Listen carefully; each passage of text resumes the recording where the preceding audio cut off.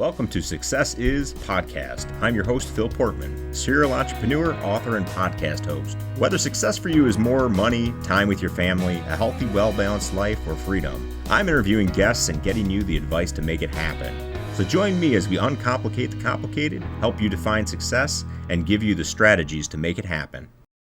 Hello, and thank you for joining me today on the Success Is Podcast. I'm your host, Phil Portman. Joining me today is Peter George. Peter is an accomplished public speaker, public speaking coach, podcast host, and award-winning author. Thank you for joining us today, Peter. Pleasure to be here, Phil. So let's kick it off with, what does success mean to you? Success to me is having the opportunity to help as many people reach their objectives as possible. If I can do that in life, that's a pretty cool thing. That's fantastic. So I had a chance to read your book. I read it on the Kindle. Normally I'd hold up your book for everyone to go through. But for me, I read it on the Kindle. It's easy for me because I'm sitting there on my exercise bike and I can go through it. Great book. Thank you so much for writing it. Thank you. The thing I liked about it is just how thorough it was on all the aspects of public speaking. And I am guilty as one of those guys who for years I just wing it, right? Just get up there on stage. And you address that thoroughly in the book, and especially at the beginning. But I really wanted you to tell a little bit about your story, how you grew up somebody who had a stutter, who had a lisp, and went on to become a successful public speaker and public speaking coach. Can you kind of walk us through that journey a little bit? Yeah, it's one of those things. If it was in a Hollywood script, they'd say, nah, too corny, too coincidental, won't fly. But that's pretty much what it was. As you mentioned, I grew up with a lisp and a stutter in Providence, Rhode Island. And back then, we're talking the mid-'60s, if you're growing up in a city and you're 9 years old with a lisp and a stutter, you do two things fairly well. One is you don't talk. Family, close friends, that's about it. The other is you become pretty good in sports, because the more you played sports, the better you were in sports, the less you'd get picked on. And I'm happy to say I was never really picked on for my speech impediments. And by the time I got to high school, they were all but gone. I had a therapist work with me in elementary and middle school. And when I got to high school, it was gone, but I still didn't want to communicate with people. And then when I got into the corporate world, I still didn't want to communicate with people until I found out I had to. And then I tried to help myself. I read books. I listened to cassettes, dating myself again. And it helped a lot, but not as much as I wanted it to. And Dale Carnegie had just come to the Boston area. So I went for Dale Carnegie group training. And then after that, I went for one-on-one training with a public speaking coach in New York City. And that's when it truly made a difference. And what I found was, when I left the corporate world and went out on my own, every time I spoke in public, and it was about the industry I was in, we had a bump in revenue. And my wife, who was my business partner, who's also an accountant by education, it didn't take her long to say, you need to get out there. Yeah. Quit coming home. Just keep going out and speaking. And it's been 36 years since. That's great. So how did you make the transition from that into coaching? About halfway through, about 18 years ago, I noticed more and more people, especially younger speakers, would say, how did you do that? I love the audience reaction when you did that. Why'd you do it? Tell me the behind the scenes part of it. And I would explain that. And I realized I really enjoyed helping them. That was so cool. So I thought, well, maybe I can help some more people. And it's been going on as well for the last 18 years or so. That's great. I love, one of the things you talked about in your book was that nervous energy type thing that everyone experiences when they get up there, and that you don't want that to go away, because that's the rush you get from it. And it's an interesting perspective on it. Well, it's what we feel when we say we fear public speaking. whether it's truly public speaking or being embarrassed when we're attempting to go up there and speak, whatever it might be. What that feeling it's an adrenaline rush. No different if you're going to do something extremely exciting. And when I say you don't want that feeling to go away, you want to address it differently. You want to turn that into positive energy. But think of if you took someone like Michael Jordan, who was famous for give me the ball with 1.3 seconds left and we're down by 1. I want to take that last shot. Would you want him taking that last shot if that feeling of excitement, of adrenaline, of I can do this went away? No, neither, and he wouldn't want it, and he'd hang up his sneakers. And when that time came, probably there was a little less of that feeling in him. And any great athlete, Tom Brady, the same way. That feeling goes away, it's time to hang him up. You want that feeling. That's fantastic. So the question I have around those people that have just that massive anxiety, my wife is actually one of them. Those people that would rather do anything than get in front of somebody and talk. What kind of advice do you have for them? And is this something they should pursue at all, or just continue to actively avoid? Well, when it comes to should you pursue it, Warren Buffett says if you want to increase your value to yourself, your career, and your company by about 50%, become a better communicator. Warren, he also says that of all the investments he's ever made, now this is a guy that every time he makes an investment, billions of dollars might be on the line, hundreds of millions of dollars might be on the line. People scrutinize it, analyze it. Yet he says his greatest investment was his public speaking course.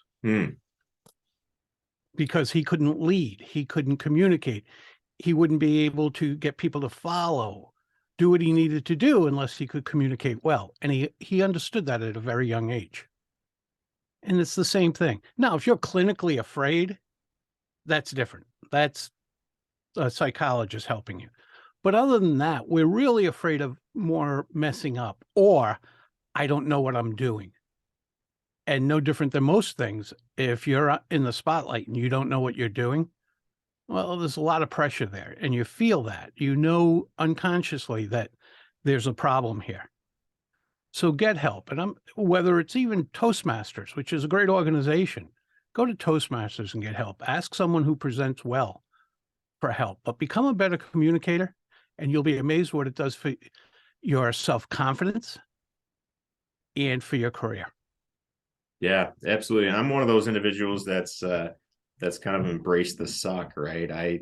If there's something that I don't like doing, I like to get into it and figure out how to get around it. And when I started my journey in management, similar to yours, they wanted me to get up and talk, and they weren't even very big groups of people. I think there was like maybe 10 people or something.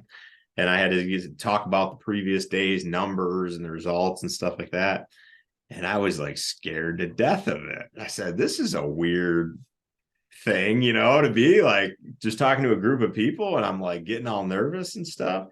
And so I did it exactly what you described. I signed myself up for Toastmasters, and every public speaking venue I could get a hold of, I did it. And it was terrible in the beginning, but over time, it got a little easier, right? It does. It's like most things. And confidence comes from competence. So the more you learn about it and can help yourself improve or have others help you improve, then the more confidence you have. And the more confidence you have, it just keeps rolling and becomes a great snowball as opposed to a small snowball getting away from you. Yeah, and I like how you talk about the preparation that goes into it. Being somebody who often just wings it when I go out there. The same thing would be say when you're going to take a test and you obviously haven't prepared for it, you haven't done the studying, and you're really nervous to take that test. Whereas when you've done the studying, beforehand, you go out there with much more confidence in it. But there's another side to it that I've also experienced where I overthink my preparation beforehand, right? Where I'm doing it too many times and switching it and changing it. And then I'm like, oh my God, how am I going to remember this entire thing before I get onto that? how does someone like me deal with that? Like we're just an overthinker, over analyzing, over complicating your speech before you go out there. Well, I'm very much like you. I'm a perfectionist, but I had a mentor tell me once, you got to think of Mary Poppins. And for those who have seen the 1960 whatever Mary Poppins movie, at one point she tells the two little kids, you have to be practically perfect. Ah, Can't be perfect, but you got to be practical about it. So if you're practical about it, there's probably not over rehearsing it. There's overthinking it. Once you've done your research on who you're speaking to, why you're speaking to them, the outcome you want from it, their takeaways and the like, then as long as you stick to that, not memorize it, but just become so familiar with it that you could do it with noise blasting and sirens going on and everything else around you, much like the way uh, firefighters, police, military practice under live fire. Then if you could do that, that's what you want it to be. As actors say, you don't want to rehearse till you get it right. You want to rehearse till you can't get it wrong. wow. And again, that's not memorizing, because memorizing will screw you up. But it is becoming so familiar with that content that you can deliver it under just about any circumstance. And Yeah, if you haven't rehearsed that much, then you haven't rehearsed enough. enough. That makes sense. And winging it, let me ask you this, Phil. If you were writing an article for the local newspaper or the New York Times, would you hand in your first draft? Definitely not. If you were in college and you've got your exam, your final exam in your major coming up, and you had to write an essay, if you will, would you hand in the first draft of the essay? Definitely not. Then why do we disrespect people when we're speaking and hand in the first draft? Mm-hmm. Yeah. One thing I found when I write out my speech, I may do it a little bit differently than you do, but what I do is I write it out. I do actually read it and then see how it sounds. I shift things around and then I try to distill everything out of it. So it's just a few key notes, and then I say it Perfect. the way that I would. That's the way it should be done. That's exactly it. You distill stuff down. You got to write it out to get your thoughts down on paper and rearrange them, like you said, till they sound right. Read it out loud so you can hear it and say, well, that's not the way I speak. We normally write more formally than we actually speak. I write with full words. I use contractions when I speak. I don't know Yeah. if I've ever said I cannot. It's always I can't. Yeah. So I'll probably write I cannot, but it'll come out I can't. Make those adjustments and then distill it down, like you said. It's the perfect way to do it. And when you rehearse, don't read. Read it out loud a couple of times, but when you're actually rehearsing, don't read, because your brain will say, why do I have to get to know this material? He's reading it. Do you have any advice for people that need to speak on the fly occasionally? So, be it employees or sometimes I'm in an interview, and it's not something I can prepare at all, but somebody will ask me, hey, Phil, thanks for being with us today. You've got this podcast successes, can you give us just your thoughts on a few keys to success for our audience here? And that's occasion. I'm sure as a public speaker, you've been asked questions similar to from your audience. How do you prepare for that type of thing? You have prepared for it all the time you've been speaking about success, right? You've been answering that question time and time and time again. What you have to do on the fly, off the cuff, or however you want to put it, is say, what's the point here? Who's asking? It's like the research you would do before a presentation, but done instantaneously. Who's asking? Why are they asking? What's my takeaway for this question? So then you would say what you might normally say about success is, but pertinent to why they're asking. So you've been rehearsing for that a long, long time. So you brought up a key point there that I think a lot of people, unless they're professionals, don't do a great job of, and that's understanding their audience and researching the audience. And you talk about that a lot in your book. Can you explain to our audience what I mean by that and from your book, and then why that's so important? Sure. As you said it.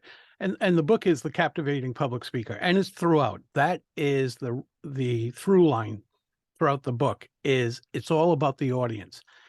And Phil, have you ever been, and listeners, same question, have you ever been to a meeting, let's say 60 minutes long, and you left that meeting thinking to yourself, I will never, ever, ever get that hour back in my life? Absolutely. We've all been there, which is unfortunate, but we've all been there and we'll be there again. The reason that happens is the person speaking hasn't given thought to the takeaway or the transformation of the audience. They're there to vomit information on them. And the people leaving are leaving no differently than they walked in, other than they have information. But unless you transform people, then why speak? Why speak on stage? Why speak in a meeting? If I'm just going to give people information, I can put that in a PDF and email it to them and save us all a boatload of time. So don't speak for information, speak for transformation. And when you do that, you have to know your audience. You have to know why they're there.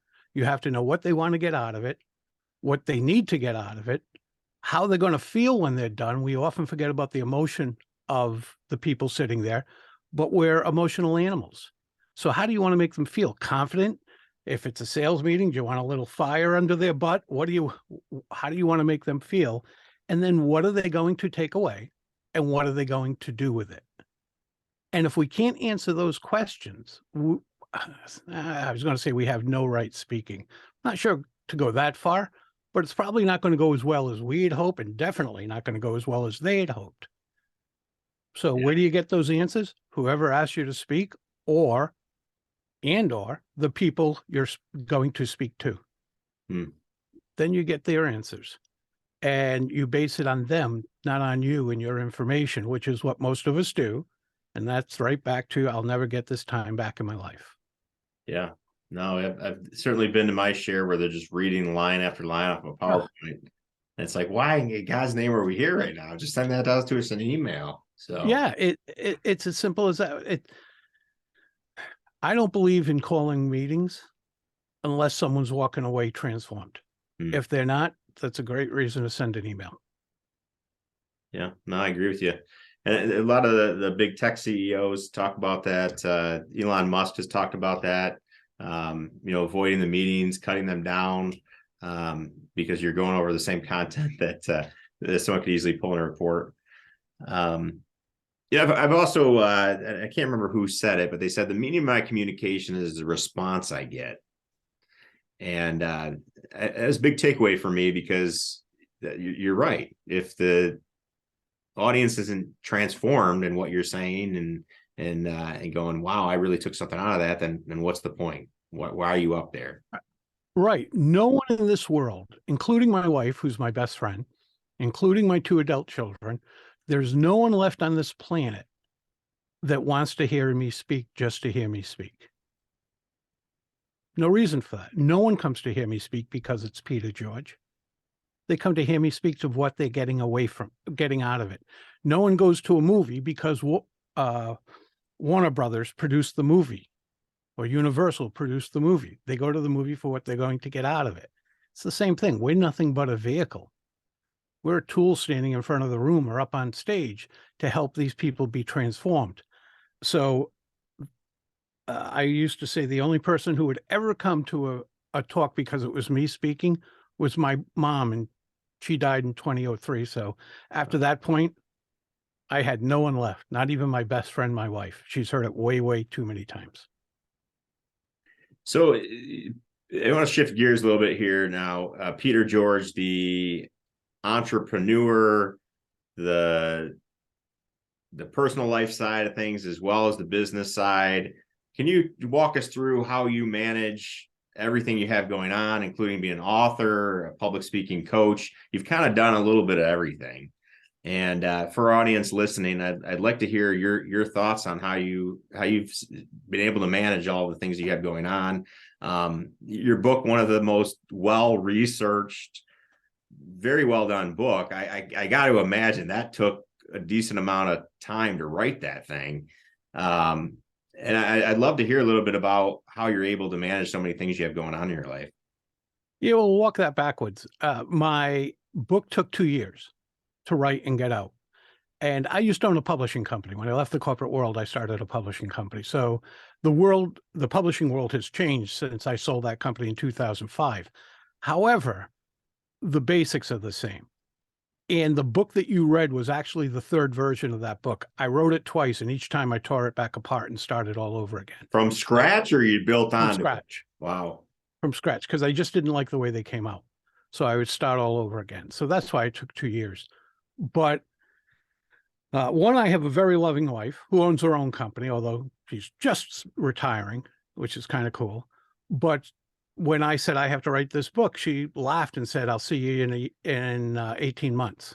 Yeah. And when 18 months went by, she said, how long still? I said, probably another 4 or 5 months. And it turned out to be just about 2 years.